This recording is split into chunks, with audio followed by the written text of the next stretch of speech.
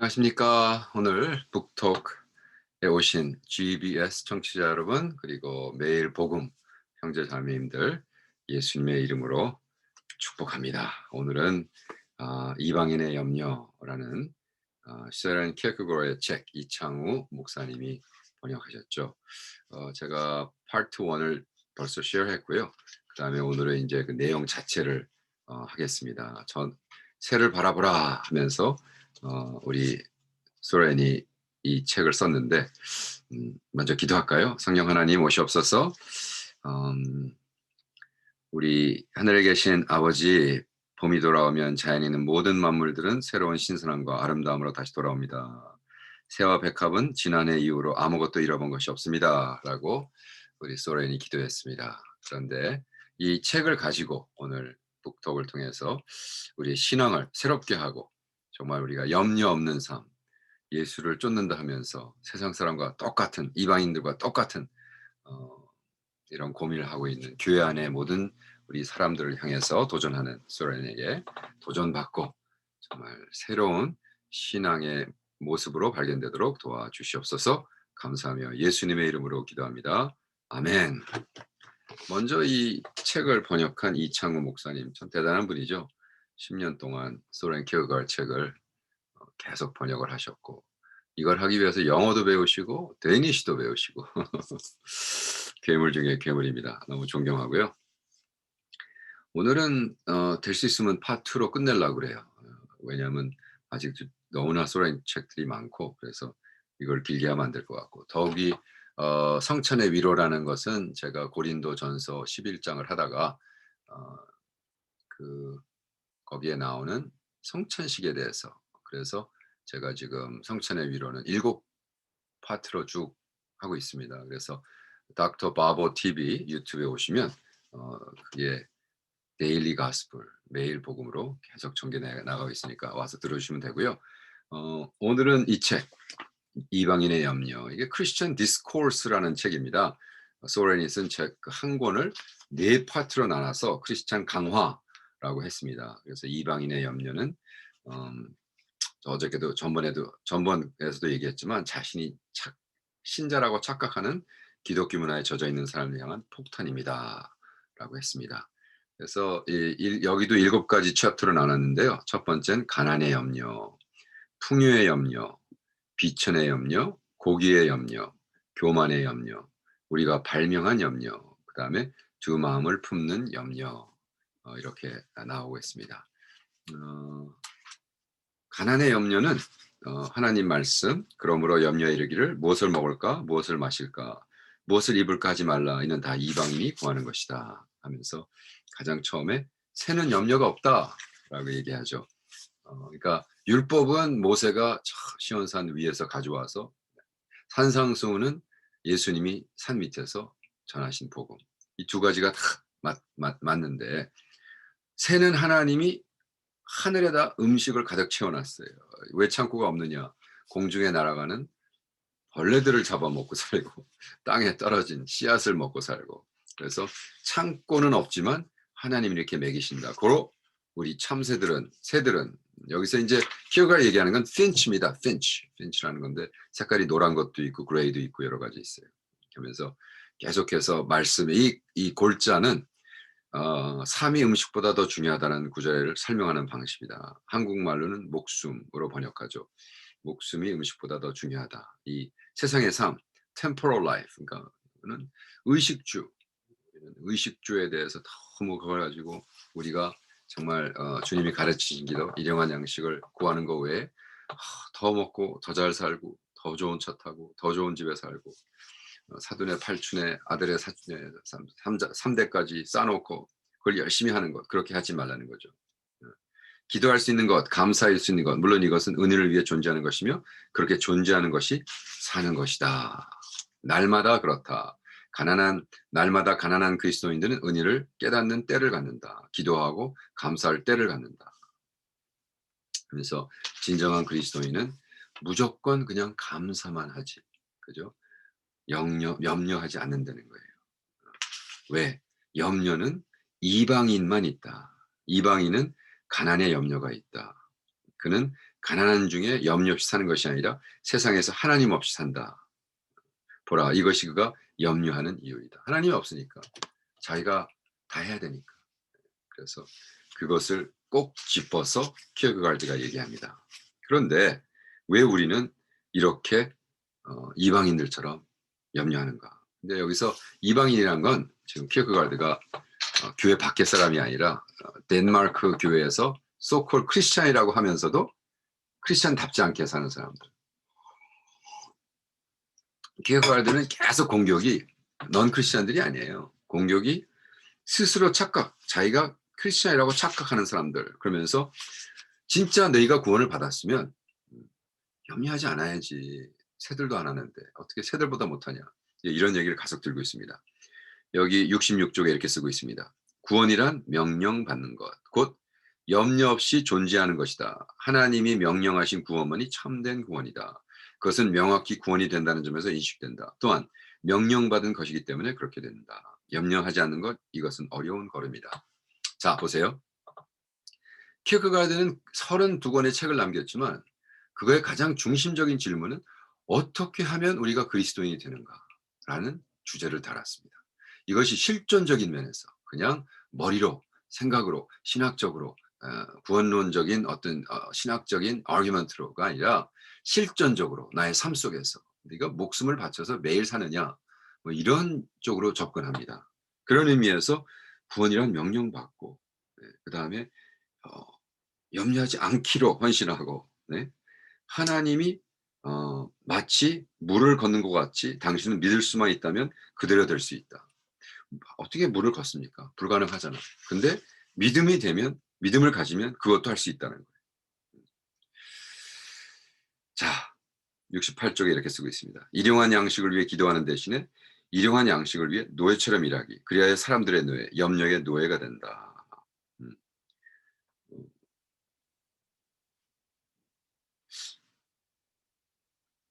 그래서 가난하지만 하나님께 사랑받고 있는 자신을 원하는 대신에 자기 자신 안에서 행복하지도 않고 하나님 안에서도 행복하지 않으며 자신과 삶을 저주하며 밤낮으로 우울한 슬픔 속에 이렇게 노예처럼 일하기. 어둡고 우울한 낙담 속에 정신없는 분주함 속에 이렇게 노예처럼 일하기. 생계에 대한 염려로 마음의 짐을 갖는다니.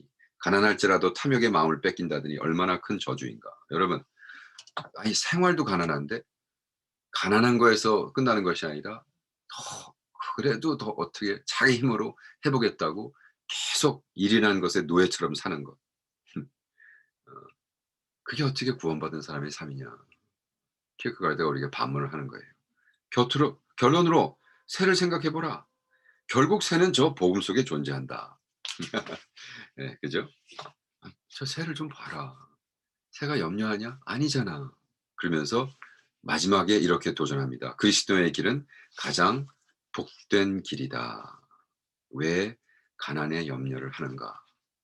와우. 그 다음에 이렇게 또 얘기합니다. 그런데 그 반대편, 풍요의 염려가 있다. 근데 이 풍요의 염려도 세계는 없다. 재물과 풍요는 염려의 보호자처럼 가장하고 위선자처럼 양의 탈을 쓰고 나타나지만 스스로의 염려의 대상, 염려 자체가 된다. 이것은 마치 양의 보호자가 된 늑대가 늑대로부터 양을 보호하는 것처럼 재물과 풍요가 염려로부터 사함을 보호하는 것 같다. 이건 무슨 얘기냐면요. 여러분, 풍요라는 것 자체, 염려라는 자체, 재물, 이 모든 것들이 정말 늑대 같은 건데 그걸 내가 얻음으로써 그거의 보호를 받아서 재물과 풍요에서 지금 보호를 받는다는 것은 늑대가 양 껍집을 듣고 와가지고 우리 옆에 거하면서 우리를 늑대로부터 보호해준다는 모순과 같다는 거예요. 자, 창고가 있으면 지키기 위한 염려가 생긴다. 창고가 없는 새는 풍요의 염려조차도 없다. 차고 넘칠 이유가 없는 거예요. 왜? 일용한 양식을 먹으니까. 그죠? 근데 일용한 양식을 모아놓고 창고를 큰 게 해가지고 그 다음부터 너희들은 이 풍요의 염려를 없애라 라고 하는 것이 얼마나 모순인가. 여기 아주 진짜로 좋은 예를 들었어요. 작은 새는 이슬 방울로 목을 죽여도 그것은 충분할 뿐이다. 가장 큰 호수에서 물을 마셔도 같은 양을 얻을 뿐이기 때문이다. 새는 그가 보고 있는 모든 것, 전체 호수를 가지려고 주장하지 않는다. 왜? 호수에서 충분한 물을 마셨으니까. 자신의 모든 삶을 보호하기 위해 호수를 가지려고 주장하지 않는다. 우리는 거꾸로죠. 네. 우리는 새 같은 존재, 이슬방울로도 꽉 차고 호수 전체에도 꽉 차는데 우리는 자꾸 호수를 가지려고 노력을 해요. 새는 소유하지 않으며 풍요를 소유하는 법이 없다. 따라서 새에게는 염려가 없다. 캄보디아는 저기 이 불교의 나라잖아요. 그래서 가끔 부자 사람들이 자기 집 앞에다가 쌀을 공양을 합니다, 새들에게. 가끔 봐요.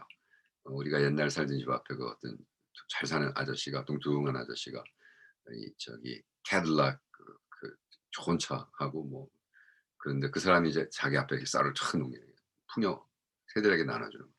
근데 그거를 새들이 가서 어디에 쌓아두지 않는다는 거예요. 먹을 치 많지 먹고 없어져 버려. 그리고 그다음에 와요. 그러면서 킬케가드가 이렇게 쓰고 있습니다. 80쪽. 새는 나그네다.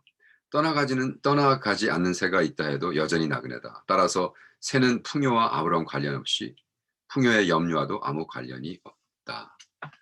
여러분, 여행자들이, 나그네 같은 여행자들이, 여러분 저 공항에 있는 냉장고에다 뭐 안 쌓아놓잖아요. 공항에 있는 냉장고에다 왜 안 쌓아놓습니까? 내 게 아니니까. 우린 지나치는 삶이니까.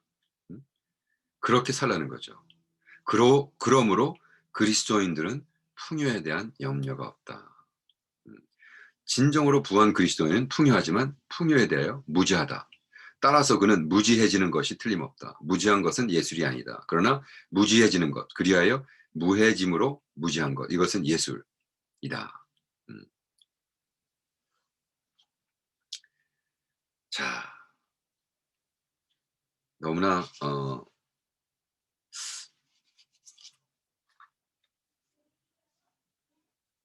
음, 이 말씀에서 킬크가드가 이런 부에 대한 얘기를 이렇게 쓰고 있습니다. 부를 제거해 보라. 그러면 나는 더 이상 부자 소리를 들을 수 없다. 내일을 제거해 보라. 나는 더 이상 부자 소리를 들을 수 없다. 부자가 되기 위해선 무언가를 소유할 뿐만 아니라 여전히 존재하고 있어야 한다. 부자 그리스도는 이것을 모른다. 내일 살아 있을 것인지 혹은 그는 이것을 모른다는 것을 알고 있다. 근본적으로 모든 사람들은 이것을 알고 있다. 그래서 우리 모두는 바로 오늘 이것을 명심한다. 우리 신앙의 가장 중요한 것은 오늘입니다. 네.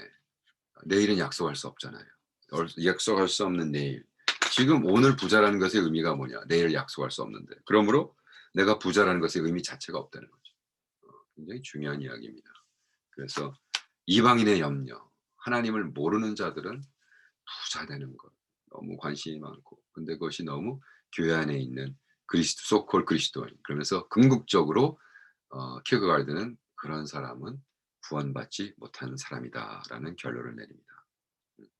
근본적으로 모든 사람은 그가 가진 재물을 보존할 수 없다는 것을 안다. 그러나 부자 그리스도인은 재산을 보존하기 위해 받은 것이 아니라 위탁된 재산으로 받았다는 것을 명심한다.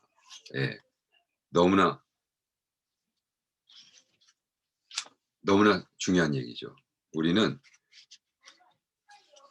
하나님 앞에 받은 모든 것은 내 게 아니라 우리는 관리자, 우리는 웨어하우스 일꾼이다. 그래서 어떻게 여기서 받아서 여기다 넘기고 저기 받아서 맡겨둔 사람에게 주고, 하나님이 의탁한 사람이 하나님이 주라 그러면 주고. 예. 저도 이제 뭐 여러 사역을 하다 보니까 그렇게 자꾸 저한테 자꾸 도와달라는 어떤 분이 있어요. 아프리칸 어떤 분인데 조금 어떨 때는 좀 당황해요, 제가. 왜냐하면 제 돈이 아니고. 한 번은 캄보디아 목사 자녀들을 위해서 펀드레이즈를 해서 내가 35명의 목사 자녀들을 4년제 대학을 보냈다. 광고를 딱 듣고는, 근데 그때부터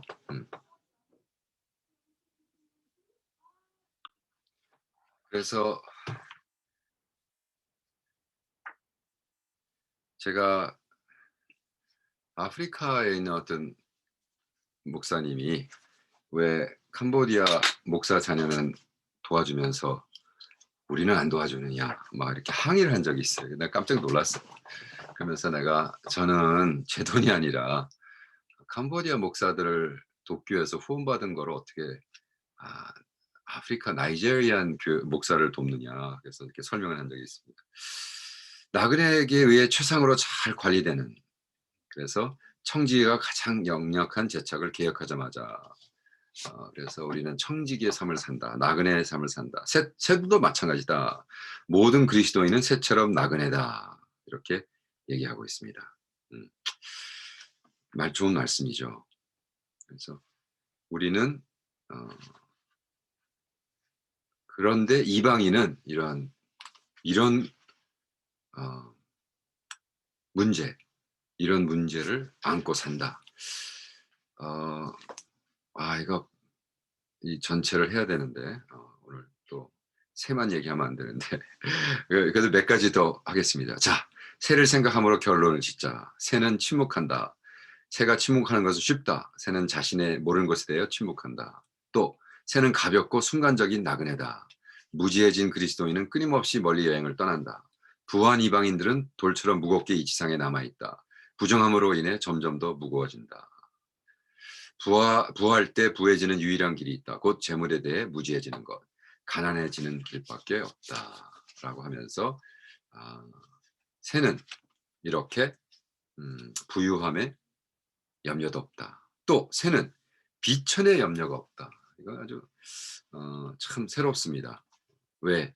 새란 천한 것, 고귀한 것 자체를 구별하지 않는다. 새는 그냥 새로 남는다. 그래서 제가 참새, 스프루스는 두 가지로 나눠진다. 회색 참새와 노란색 참새. 왜냐하면 여기서 그 얘기하는 건 핀치라는 새입니다. 그래서 새는 노란색도 있고 회색도 있는데 우리는 보통 그 참새 그러면 회색밖에 없잖아요. 근데 그래서 노란색 핀치가 회색 핀치한테 내가 더 고귀하다라고 얘기하지 않는다. 그건 왜? 비천에 염려가 없기 때문에. 아래 위가 없다는 거죠. 그래서 왜냐하면 우리는 하나님 앞에 단독자, 그래서 single individual 이것이 키어크가르 철학에 굉장히 중요한 부분이 있습니다. 왜? 우리가 주로 얘기하는 하나님 앞에서 그는 스스로 코람데요. 하나님 앞에서만 있기 때문에 그다음에 하나님 앞에서 자기가 새로 있는 모습 그 자체로 존재하기 때문에 더 이상 그것이 문제가 되지 않는다는 거예요. 문제가 되지 않고 비교하지 않는다. 왜? 빛은 어디 있는가? 타인과의 관계에서 있다. 그러나 그 염려는 어디에 근원을 두고 있는가? 타인을 위해서만 존재하는 것이다. 타인과의 관계 말고는 아무것도 모르는 데 있다. 그래서 자기는 그냥 홀로 하나님 앞에 서서 참새로 하는 거예요. 빛의 염려가 없어. 자기가 낫다고 생각하지 않는 거예요. 그런데 또 새는 그것뿐만이 아니라 그 다음에 고기의 염려도 없다. 고기의 염려는 뭐예요? 자기가 잘났다고 생각하지도 않는다. 그죠? 네. 참 깊은 말씀이죠. 그래서 우리가 이 말씀에 의해서 우리는 자꾸 아무것도 아닌데 그 자기를 자꾸 무엇인가라고 나타내려고 하는 이렇게 얘기하고 있습니다. 우리는 꿈속에서 가위 눌린 사람에 대하여 말한다. 그는 숨을 헐떡거리며 신호하고 있지만 조금도 움직이지 못한다. 고귀한 이방인도 이와 마찬가지다. 그는 지금 높이 상승한다. 지금 하강한다. 그리고 기쁨으로 외친다. 탄식한다. 숨을 헐떡거린다. 신음한다. 그러나 조금도 움직이지 못한다.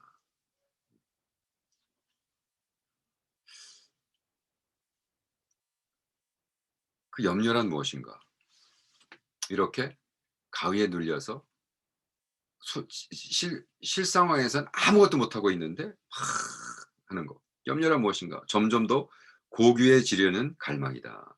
그러나 그것은 아무것도 아니다. 왜냐하면 그 전체가 다 nothing, 무이기 때문이다.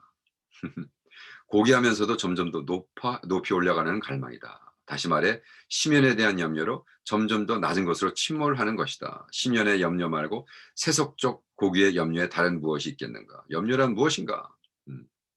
그래서 마침내 염려는 자신의 먹잇감을 삼킨다. 뿌리 없는 썩은 나무가 어두운 가운데 빛을 내듯이. 그래서 모든 것을 통제를 못한 채 허무의 노예가 된다. 자, 그러면서 이렇게 결론을 맺습니다. 우리가 이제 새를 생각하며 결론을 짓자.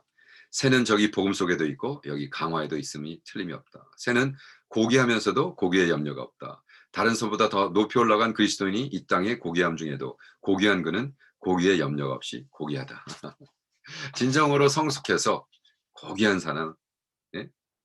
그 자체를 생각하지 않기 때문에, 그것에 얽매이지 않기 때문에 그는 고귀함과 비천함에 염려를 하지 않는 거예요. 앵사이리가 없다는 거예요. 그리고 새는 5번 챕터로 교만의 염려가 없다고 썼습니다.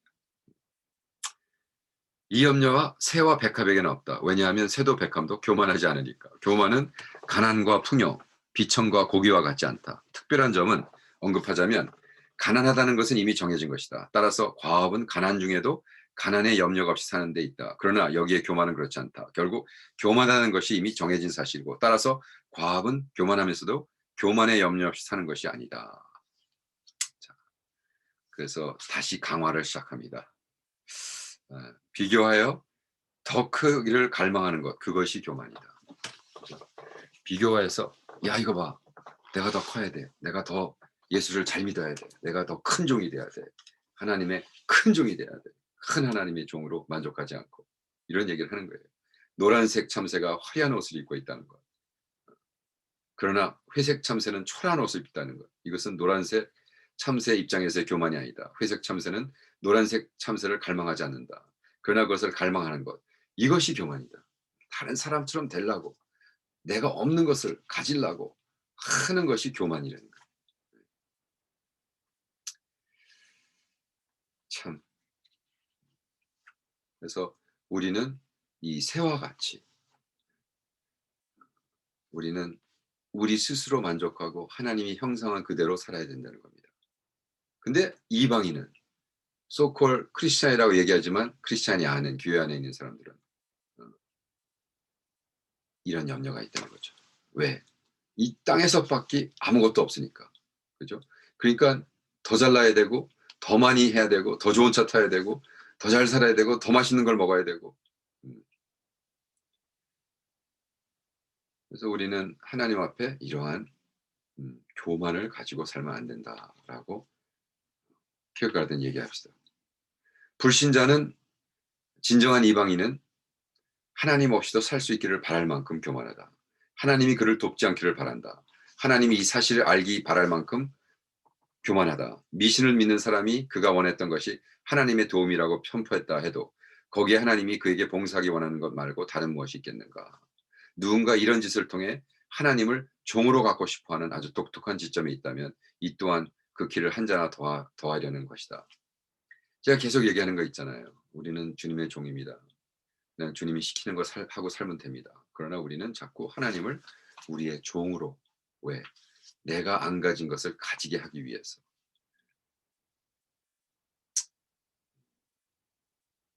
그래서 우리는 이렇게 비교하지 않고 해야 됩니다.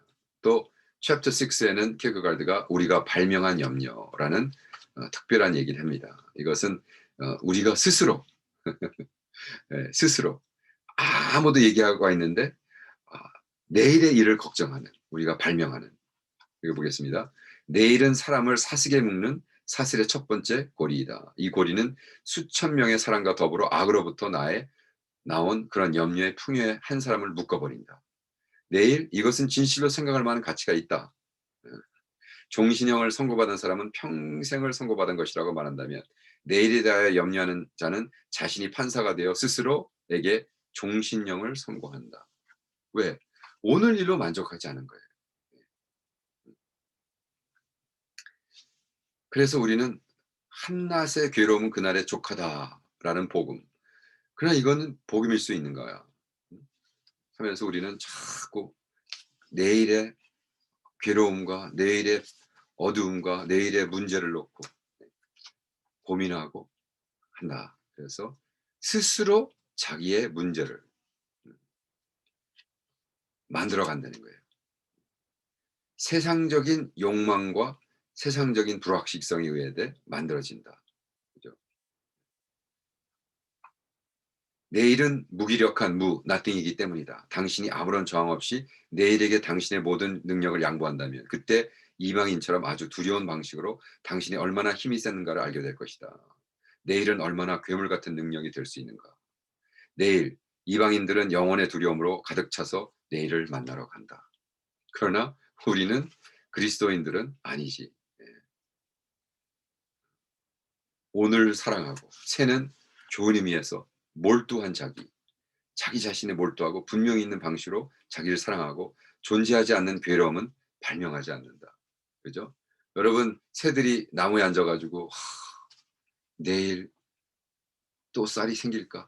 내일 저기 파리가 날아다닐까? 모기가 그죠? 하지 않는다는 거예요. 그리고 진정한 그리스도인들은 두 마음을 품는 염려를 하지 않는다는 겁니다. 이 불필요한 염려. 그죠? 새에게는 염려가 없다. 천사가 하나님의 사자라면 그래서 천사들이 하나님의 모든 지시에 순종한다면 하나님이 천사를 사용하시듯 바람을 사용한다. 와, 이렇게 전능자의 손에서는 존재하는 모든 것이 무이다. 왜냐하면 그 부분은 무로부터 모든 것을 창조하셨으니까. 그죠? 그래서 우리는 그러한 무에서 유를 창조하시는 하나님을 믿으니까 이 주인을 섬기는 것, 그 외에는 아무것도 할 수 없고 아무것도 할 수 없는 것의 믿음. 그래서 우리는 저 날아가는 새처럼 내일을 걱정하지 않고 내일을 두려워하지 않고 오늘을 만족하고. 그죠? 그래서 그리스도에게는 이 염려가 없습니다. 케크가든 이렇게 이야기합니다. 한 사람이 두 주인을 섬길 수 없다. 혹은 다르게 표현한다면 전 존재로 섬길 수 있는 오직 한 주인에게만 존재한다. 이것은 두 주인 사이의 선택이거나 단순히 두 주인 중에 한 주인을 선택한다든가 두 주인 중에 한 주인에게 무관심한 채로 남는 반면 다른 주인을 섬기는가 하는 문제가 아니다. 이것은 한 주인을 섬기는 것에 무엇인지에 대한 것도 아니다. 주인은 오직 한 분이고 주님이시다. 네. 사실은 궁극적으로 초이스 자체가 없는데 우리는 그것을 만들어 나간다는 거예요. 네. 자, 결과적으로 이렇게 얘기합니다. 당신의 구원을 위해 이 무엇인가를 당신에게 강탈해야만 한다. 그리고 거기는 당신에게 이보다 더 단단히 매달려 있는 것 아무것도 없다. 이것은 당신의 의지이다. 그래서 하나님을 믿고 하나님 앞에 나와야 된다는 것을 이야기하겠습니다. 우리는 구원받는 것이 무엇이냐?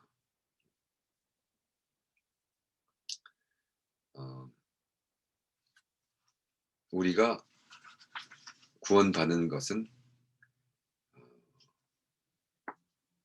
이렇게 얘기합니다. 새는 항복할 자기 의지조차 없다. 그리스도인은 자기 의지를 포기한다. 그러나 이방인은 하나님을 포기한다. 새는 하나님을 얻지도 않고 잃지도 않는다. 그리스도인은 그의 전부신 하나님을 얻는다. 그리스도인의 더욱 완전한 순종은 훨씬 더 하나님께 영광을 돌리는데 봉사한다. 그러나 이방인의 불순종은 하나님께 영광을 돌리지 못한다. 그들은 버려짐을 당하는 데만 봉사할 뿐이다. 마치 그 맛을 잃은 소금처럼. 와, 이방인의 염려. 여러분 염려하십니까?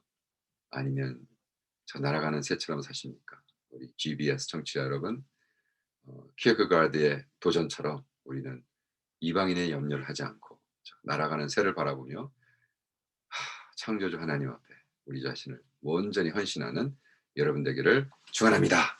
할렐루야. 자, 다음번 북톡에서 만나 뵙겠습니다.